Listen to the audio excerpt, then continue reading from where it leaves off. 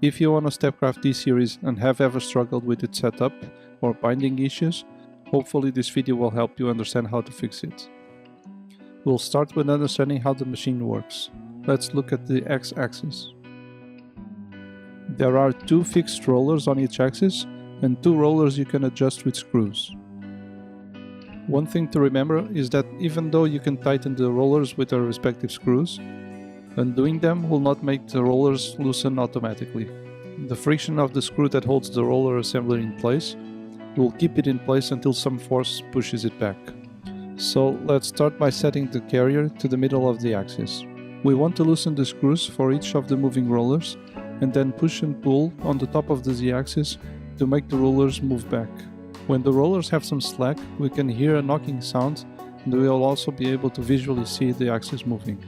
After that, we can start adjusting the screws until we cannot hear the knocking sounds anymore and we're happy with how stiff the axis is. Remember that this is an aluminium machine. If you use any precision measuring instrument, you will see some movement, but that is also due to the flexing of the parts. It can't be fixed by over-adjusting the rollers.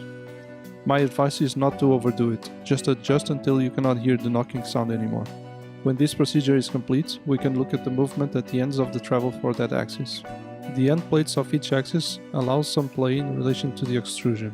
The holes for the M6 screws are slightly oversized. While the extrusion can move, the lead screw cannot. What this means is that if the extrusion isn't positioned correctly, the lead screw will not be centered.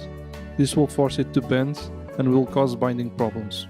Another problem that happens when the end plates are tightened without the carrier being close to them is that the extrusion can end up being slightly pinched. The best way to tighten the end plates is to move the carrier to the end we want to adjust, because when we undo the M6 screws, the extrusion will tend to self-center as the lead screw tries to keep itself straight. Once you do this procedure for each axis, your Stepcraft should be performing without any issues and without any lost steps. Good luck!